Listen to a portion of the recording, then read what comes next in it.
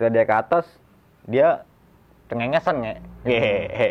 Akhirnya gue bisa ini juga kan selama berapa malam 2 malam. Iya 2 malam itu. 2 malam. 2 malam gue udah nggak keluar begitu kan katanya gitu. Lagi tadi di Lembah Kidang 2 gue suruh berak, lu nggak mau ada begitu.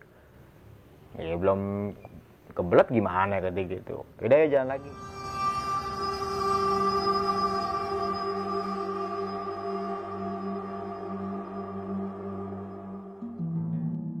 Gue jalan tuh berdua sama dia.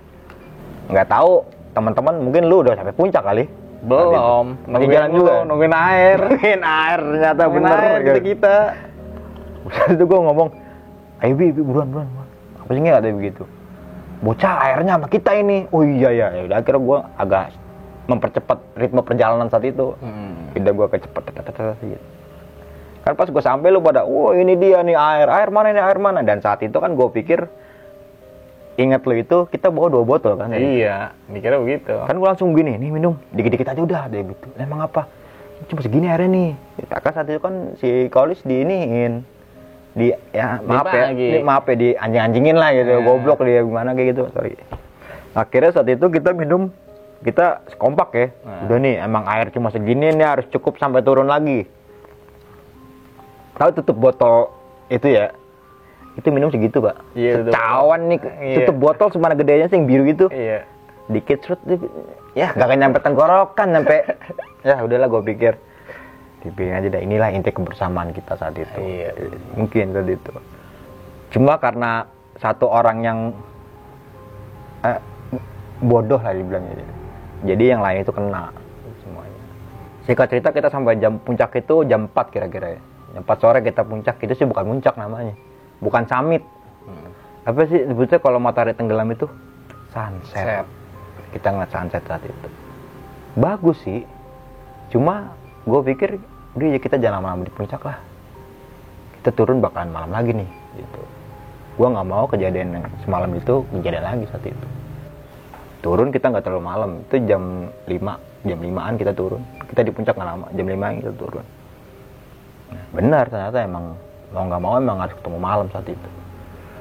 Dan saat itu karena perkiraan kita sore bakalan sampai balik lagi ke Lembah Kidang, kita nekat nggak bawa headlamp saat itu. Kita nggak bawa headlamp. Penerangan cuma dari handphone. Kesalahan tuh ya. Kesalahan besar itu saat itu. Gue akuin gue sama teman-teman salah saat itu. Nggak bisa memprediksi waktu saat itu. Ya udah akhirnya kita jalan malam pelan-pelan aja itu bareng-bareng. Kita nggak pakai alat bantu headlamp ataupun senter gitu. Kita pakai lighting handphone. Jalan rawang jalur gitu. Pelan-pelan aja bareng. Dia turun sih nggak ada kendala apa-apa nggak saat itu. Sampai di Lembah Kidang 2 kira-kira pukul 10 malam ya. Saat itu ada 2 orang pendaki saat itu. Kita tahu itu Akansi. Akansi dalam artian pas gua tanya dia itu, dia orang Pasuruan asli gitu. Iya. Saat itu. Nah dia ngomong, Mas kok berani sih ngecamp di sini? Kenapa nggak di sana aja di bawah pohon, kan lebih asik katanya gitu. Lah emang kenapa Mas nih? Katanya gitu. Ya nggak apa-apa sih ya begitu. Cuma yaudah jangan ceritain deh katanya gitu. Lagian kan mau semalam lagi kan di sini katanya gitu. Enggak kok, kita mau turun. Gitu. Kita mau turun di sini. Malam ini juga Mas langsung turun. Iya, turun malam ini. Karena emang saat itu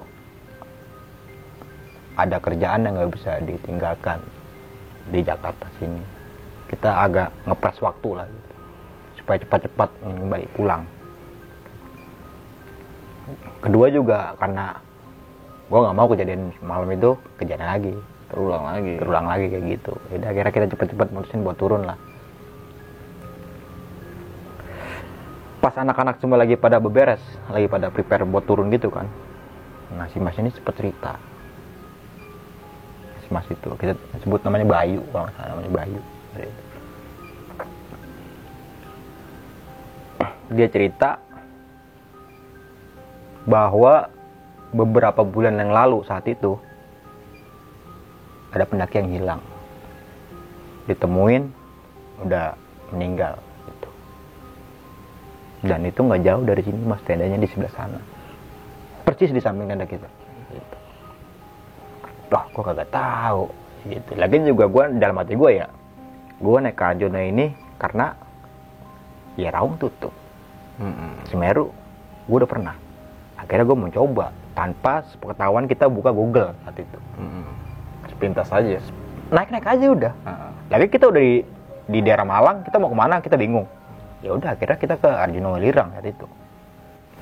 Cerita panjang lebar tuh dia saat itu gini. Dan ternyata inti dari cerita itu bahwa pendaki yang meninggal itu pakai baju merah, jaket merah. Dalam hati gue, yang kemarin gue lihat kali ya, gitu. Udahlah, gue nggak apa ya sebutnya, nggak mau mikirin lebih dari itulah, cukup lah udah. Pokoknya pikiran gue saat itu cepet-cepet beres, cepet-cepet turun. Pemikiran gue pribadi saat itu. Gue penasaran, gue nanya sama dia, Mas, sampean orang sini ya? Iya. Tahu wilayah Lali Jiwo? Alas Lali Jiwo itu di mana? Lah ini yang kita pijaki ini udah termasuk Alas Lali Jiwo. Mulai dari mana, Mas? Sebelum pondokan itu ada sebuah batu besar, dia cerita tuh. Ada sebuah batu besar. Nah, di situ. Agak naik sedikit, nah itu mulai lembah Alas Lali Jiwo sampai ke atas sampai puncak sini kayak gitu. Oh, gitu. Gitu, Mas. Kita pamit ya kayak gitu. Kita pamit, kita mau turun. Ya udah Mas, hati-hati Mas kayak gitu. Turunlah kita. Gitu. Itu jam 10-an lah turun malam. Jam 10 malam kita nekat buat turun. Sebenarnya itu nggak boleh sih buat dicontoh ya. Kalau bisa jangan turun malam kalau bisa. Kita bismillah saat itu, kita turun langsung. Turun. Itu nggak sengaja. Kolis kan di depan gue di belakangnya dia. Di jalan. Jadi dia itu jatuhnya kalau kesandung kan jatuhnya ke depan nih. Atau iya benar ke depan kan kalau kesandung. Tapi dia jatuhnya miring ke kiri, prak gitu. Kayak ketiup dari alas sebelah kanan. Gue ngeliat saat itu. Bro, ngapa lu? Gak apa-apa nih. Gue bangun nih. Udah jalan lagi. Nah, sampai di pertengahan jalan itu kira-kira jam 2 dini hari. Kalau jam 2 itu sebetulnya dini hari. Jam 2 dini hari itu kita kompak buat ide kita jalan bareng, jangan misah. Oh ya udah iya. Gue lebih setuju kayak gitu. Jalan bareng lah tuh. Jalan bareng dan kebetulan saat itu Kolis itu posisinya agak maju ke depan. Dan di depan gue itu si Botak. Sarip ya, Botak. Botak Sarip ya. Terus jalan gak taunya. Nah, gue sih dengar ceritanya udah di bawah ya. Nah, si Kocong ini ngeliat Pocong. Makanya dia buru-buru jalan ke bawah kan sama lu berdua. Jalan depanan kan. Saat itu Sarip ini, Botak ini, dia jatuh. Prak, mungkin keselewa ya, kecengklak kayak gitu dan terpincang-pincang. Ada kok videonya. Dia terpincang-pincang jalan. Dalam hati gue, ini nih ngomongin gue kemarin itu. Ini nih ngujat gue kemarin itu yang dia bilang gue lambat, gue pelan jalannya. Oh kena dia di sini. Gue sih nggak nyumpahin. Itu disebutnya apa ya? Karma. Langsung saat itu juga terjadi. Memang benar-benar kita di gunung itu jaga omongan, jaga etika dan jaga kesopanan. Emang penting banget itu. Itu gue nggak sendiri, dia kan kayak gitu. Gue bopong ya. Di sini gue bopong jalan bareng gue. Kalau gue niat jahat, kalau gue inget kemarin dia gue digituin, gue tinggal loh dia. Tapi emang karena gue dari teman serumah ibarat kata kan gitu. Kita main bareng, kita berangkat bareng, masa kita pulang cuma berapa? Kita pulang juga harus bareng. Udah, jangan lah pelan-pelan. Gue bopong Sampai kita itu kurang nggak salah pukul 4:30 lah, udah pengen azan subuh. Udah dengar suara-suara sayap ngaji, berarti kan udah agak di bawah nih, udah pengen sampai base camp lah gitu. Itu ada satu keciran air saat itu. Dari sebelah kanan. Krecek air turun. Yaudah gue jalan aja, pas saat gue lewat gue merinding langsung tadi itu. Terus gue tuh, wah banyak beda nih. Nggak sengaja gue lihat, astagfirullahaladzim, langsung kata si botak itu, lu ngapa nggak? Dari jalan aja pelan-pelan. Gue langsung gak mau ngeliat ke kanan. Ini kritikan air itu. Apa emang ada gitu? Dari jalan aja pelan-pelan. Pandangan gue lurus aja udah, gue nggak mau ngeliat kanan lagi. Saat itu gue ngeliat cewek kuntilanak lah gitu. Dia lagi main air, kecepak lagi main air. Gue jalan aja saat itu, Assalamualaikum ini. Jalan, terus azan subuh, gue udah dengar tuh azan subuh gue dengar. Berarti udah pengen sampai nih, udah jelas suaranya, udah pengen sampai base camp. Sampailah kita di pos pemeriksaan SIM aksi yang kedua itu. Sampai itu kira-kira pukul 5 subuh. Pukul 5 subuh kita sampai situ, karena azan subuh kita sempat break. Setelah azan subuh selesai, kita terabas dulu ke bawah base camp TRIPS. Itu sampai 5:30 lah, pagi banget, sampai 5:30. Dan gue gimana ya, gue nggak habis pikir, bukannya mau, mungkin saat itu base camp TRIPS rame ya, mungkin. Jadi kita nggak ada space buat istirahat, kita nunggu pagi buat pulang. Dan akhirnya baru kali itu gue naik gunung, pulangnya itu tidur di villa. Baru kali itu. Ya, seneng sih, tapi gimana ya? Ya emang udah pilih ceritanya kali. Villa yang wah keren sih gue bilang. Villanya itu Lumayan mahal lah. lumayan mahal. Tapi karena ada salah satu teman kita yang kenal dari pengelola pihak villa itu, jadi harganya lebih miring. Agak murah lah gitu. Ya alhamdulillah banget bisa kebantu saat itu. Istirahatlah kita sampai villa. Oke. Gitu aja ceritanya. Cuma yang lebih epicnya itu ya pas saat di Lembah Kidang 2 sih kalau menurut gue. Mungkin agak sedikit gue kilas balik nih, Nge. Boleh. Tentang perjalanan kita nih saat di Gunung Arjuna Welirang pada saat itu. Dimana kita mengalami kejadian-kejadian di luar batas nalar nih. Benar banget. Saat kita, mungkin kesalahan kita itu satu, karena saat mulai pendakian itu kita mulai trek malam juga kan.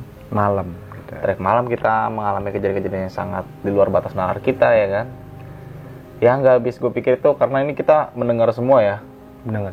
Yang Jeep itu ya. Gue nggak habis pikir itu Jeep itu. Itu kita dengar semua tuh. Semuanya dengar dan semuanya ngelihat Semua, wah ada Jeep mau turun tuh. Tapi kita tungguin, wah kok nggak turun-turun ya kan. Kita paksain naik kan. Ternyata nggak ada Jeep. Kita berpikir saat itu mungkin dia Jeepnya mau naik ke pondokan nih. Mungkin. Saat itu kita berpikirnya seperti itu. Namun di luar dugaan ternyata tidak ada Jeep yang pada malam itu naik ke pondokan. Nih, satu yang buat gua agak sedikit kaget juga saat itu, tapi gua melupakan kejadian itu saat di pendakian. Sampai ke Papan itu jam 2 malam ya. Benar. Jadi, situasi pondokan pada saat itu kita benar-benar tidak ada rombongan lain selain rombongan kita aja. 6 orang ya kan. Belum mengalami kejadian-kejadian yang pada saat itu ada gangguan gaib, kita bisa katakan gangguan gaib lah ya. Gangguan gaib benar itu. Belum mendengar di sumber air itu ada anak kecil ya kan.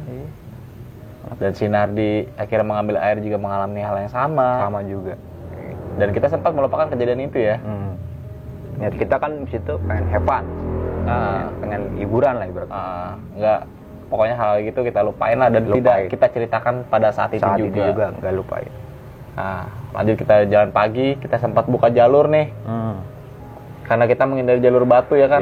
Kita ngambil kiri aja kayaknya jalur kanan kayaknya batu mulu nih. Kiri kayaknya tanah nih enakan dikit. Iya, nanti kita antem kiri nanti kita, tapi tidak terlalu jauh gue mikir saat itu kan. Gue mikir gue ngambil kiri babat jalur tapi nggak akan malah jauh dari jalur utama nih. Wanti-wanti kalau kita tidak tersasar lah. Sampailah kita keluar dari buka jalur itu di batu yang dimana kita tahuin itu adalah salah satu gerbang Alas Salijiwo ternyata itu. Nah, itu kejadian paling gokil ya. Mungkin itu karena pas buka jalur itu gua nggak punya perhitungan matang Pak. Jadi kita lihat aja terabas aja ya. Saat itu gua tahu lo kayak gimana. Ya terabas aja lah. Pokoknya nggak jauh dari jalur yang utama. Jadi ibarat kata nggak melenceng jauh lah gitu. Sedikit ke kiri gitu. Kadang kalau gue udah melenceng jauh, coba gue ngambil kanan lagi biar nggak terlalu jauh ya kan. Pengen ngepas ketemu ke jalur yang utama lagi. Sampailah kita di gerbang Alas Salijiwo yang kita ketahui saat kita turun ke bawah ya kan. Kita bercerita sama warga lokal. Di sana kita sempat berfoto-foto juga kan. Sempat ada fotonya. Fotonya kita berfoto-foto. Yang ada yang bilang botak bilang tuh sosok gitu ada yang bikin di atas batu itu kan. Itu sekitar jam berapa? Jam 3 sore kalau sore. Siang gitu. Menjelang sore kita. Di situ kita nggak terlalu lama, foto-foto sebentar, lalu kita lanjut perjalanan. Di perjalanan ini kita mengalami kejadian yang di luar batas nalar nih. Benar. Itu karena kita berjalan kok nggak nyampe-nyampe ya? Di situ-situ aja. Dan itu semuanya anak-anak menyadari semua nggak? Semuanya sama. Gua menyadari. Cuma saat itu kita diem. Iya, nggak ada yang buka omongan kok kita. Sampai di sini aja nih. Penyasar kita ya. Nggak ada yang ngomong kayak gitu. Ikutin alur aja. Iya. Itu gue sadar sampai 3 kali balik lah. Kok pohon ini lagi. Gue juga kayak gitu. Pohon ini lagi ya kan. Dan sampai pada akhirnya kita sampai pondokan itu malam hari sampai pondokan.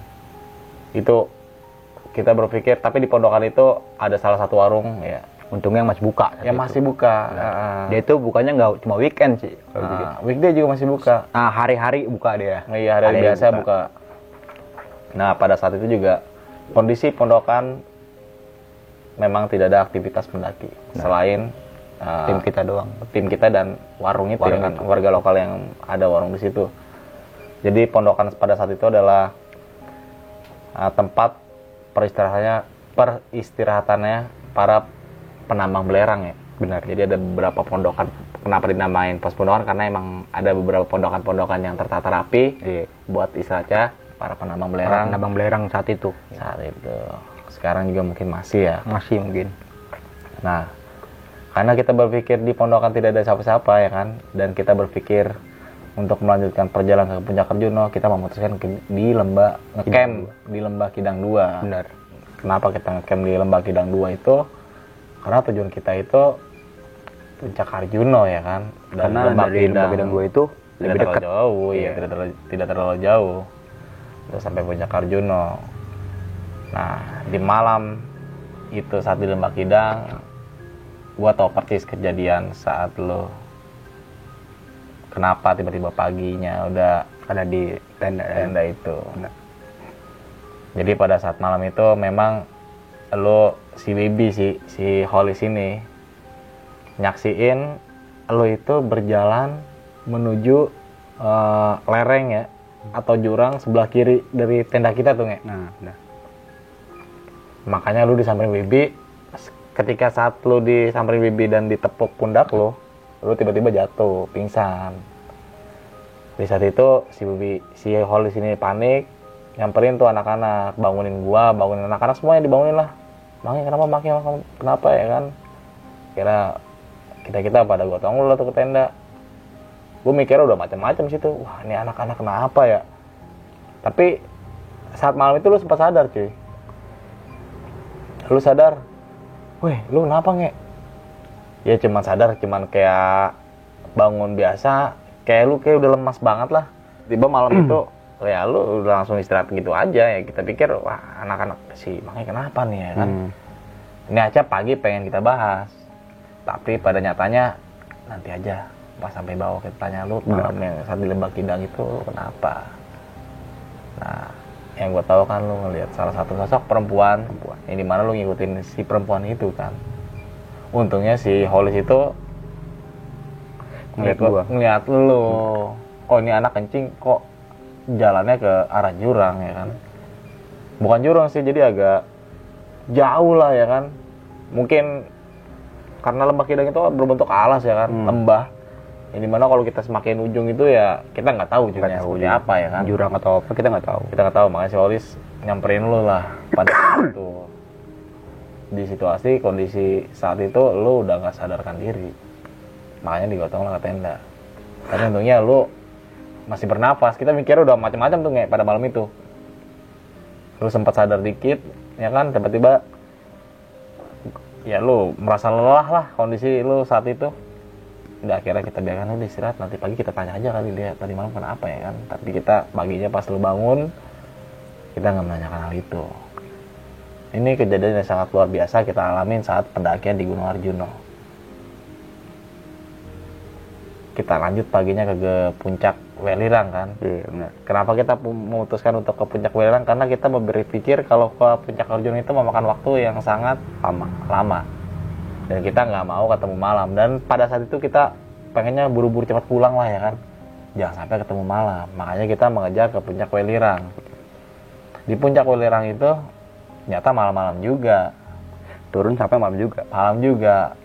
Dan situasi saat kita menuju puncak Welirang juga kita kehabisan air ya kan. Karena ada salah satu rekan dari tim kita itu tidak membawa pasokan air yang sewajarnya ya kan. Yang tadi disuruh dia 2 botol. Kolis. Si Holis itu bocah tuh. Tapi rajin dia orangnya bang. Rajin orangnya. Orangnya rajin emang. Cuma begitu. Semuanya lah. dia. Sampai kejadian-kejadian itu gue di perjalanan sampai puncak Welirang itu gue nungguin lu cuy. Itu nungguin dia berak. Nah, gue nggak tahu nih anak kemana ya. Ini kalau sampai 1 jam nggak nongol-nongol nih anak nih. Kita putuskan untuk pencarian lah. Nah, udah kita mundur balik nyari tuh anak tuh. Akhirnya lu nongol juga kan. Itu gue nungguin juga karena haus juga sama anak-anaknya. Iya benar. Kan airnya gue itu situasi lagi cuaca terik musim kemarau ya kan. Panas banget. Gue nungguin lu nih air mana ini, nggak ada sumber air di puncak Welirang gitu. Di puncak itu iya benar. Nggak ada sumber air. Sumber air terakhir di Lembah Kidang 2. Lembah Kidang 2 doang. Itu pun jauh ke atas. Setahu kita ya kan. Pada akhirnya lu menceritakan kejadian-kejadian yang sangat lucu nih saat Kalau berak kecebok.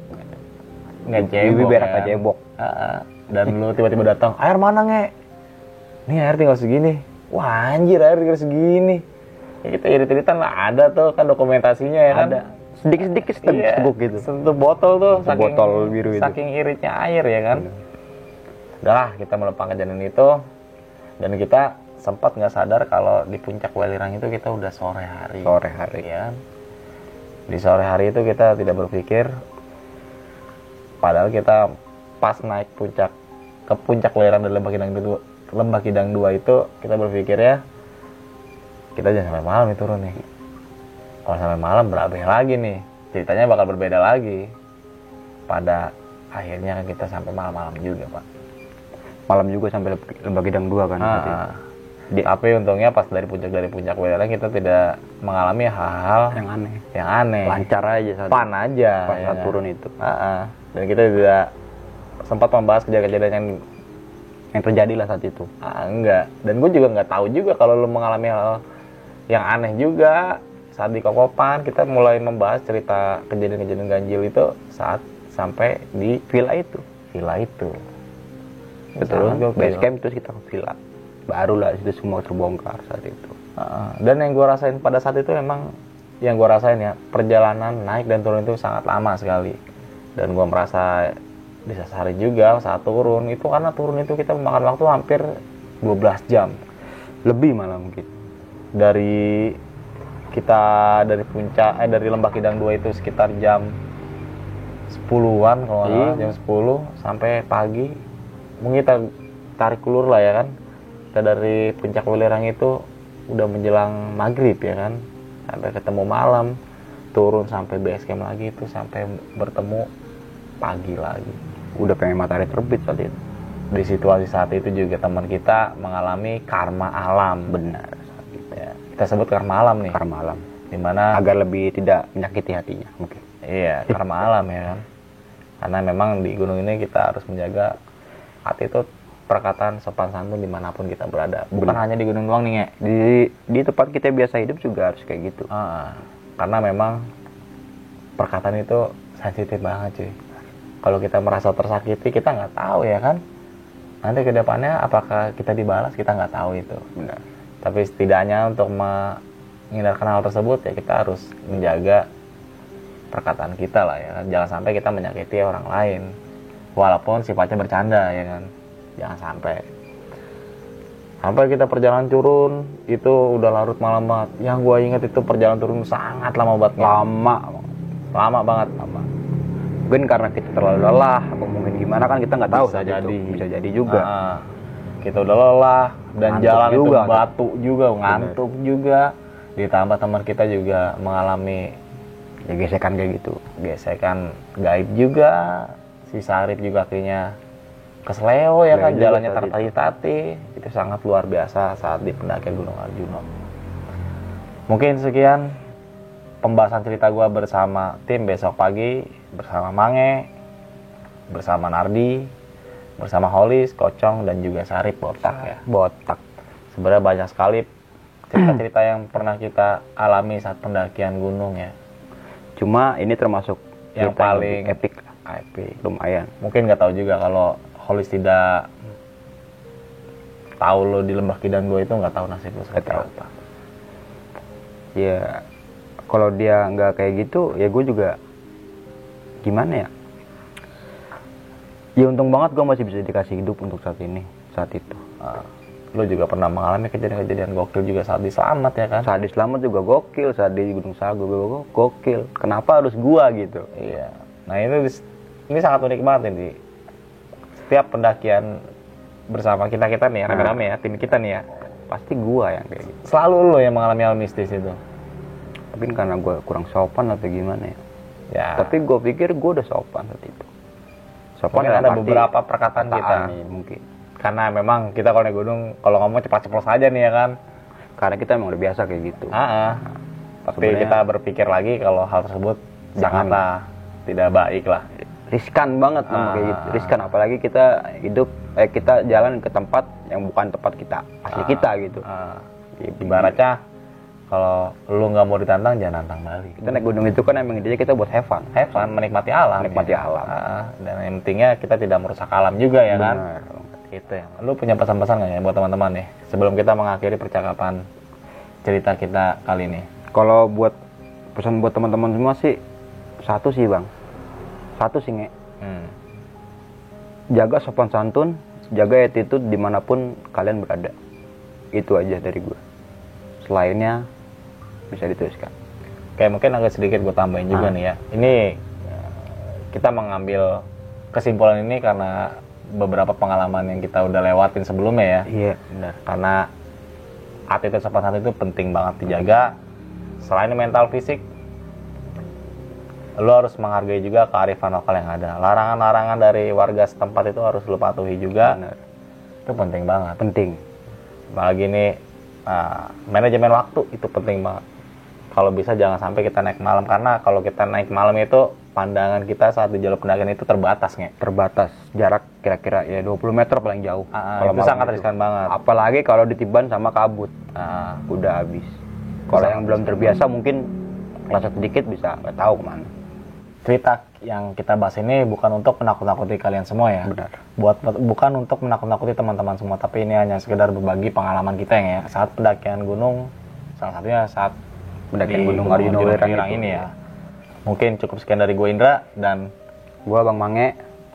Saksikan video-video kita berikutnya. Wassalamualaikum warahmatullahi wabarakatuh. Waalaikumsalam warahmatullahi wabarakatuh.